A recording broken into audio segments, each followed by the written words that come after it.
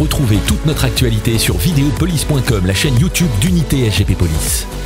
Le dispositif sera supérieur demain à celui du samedi 1er décembre où l'Arc de Triomphe avait été saccagé.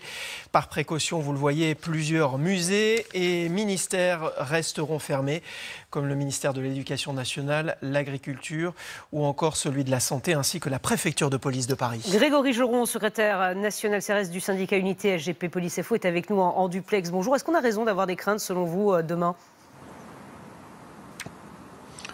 Bonjour, oui, évidemment, on sait que quand il y a des appels à mobilisation comme ça assez fortes et qu'en plus il y a plusieurs manifestations de fond, vous l'avez rappelé, hein, il y a une marche pour le climat, il y a un appel de certaines confédérations syndicales également contre les retraites.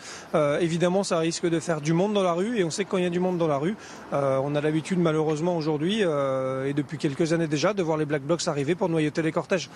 Évidemment que la journée du patrimoine, ça rajoute une contrainte à tout ça, ça rajoute encore une fois, c'est un enjeu demain pour mes collègues sur le terrain, puisque toutes les caméras, j'ai envie de dire, et tous les yeux seront tournés vers Paris pour voir si cette journée va se dérouler comme il faut.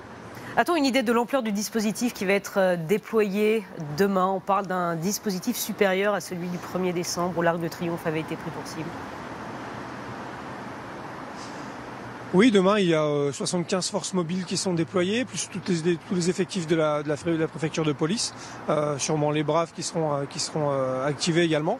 Ça va être un gros dispositif, puisqu'encore une fois, il va falloir, entre guillemets, pouvoir permettre aux gens qui veulent visiter les monuments qui sont ouverts en toute quiétude et comme ils l'auraient fait sur n'importe quelle journée du patrimoine, et en même temps gérer ces manifestations, peut-être celles des Gilets jaunes, et évidemment, à mon sens, des éléments radicaux qui viendront perturber ça. Voilà, 75 compagnies, ça correspond quoi à 8000 hommes déployés demain dans la capitale, c'est ça, à peu près? Oui, il y aura, enfin, je pense, avec les effectifs de la préfecture de police, on ne sera pas loin des 10 000 hommes, en effet. Ouais. Est-ce qu'en un mot, juste en un mot, pour les téléspectateurs qui nous regardent, vous ne déconseillez quand même pas de se rendre dans les musées demain, ou les institutions? Vous pouvez rassurer les téléspectateurs. C'est le but de la journée.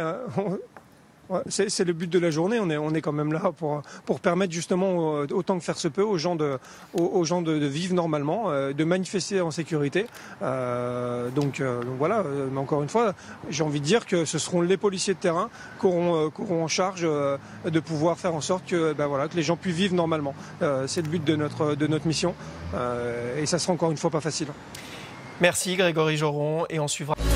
Retrouvez toute notre actualité sur videopolice.com, la chaîne YouTube d'Unité SGP Police.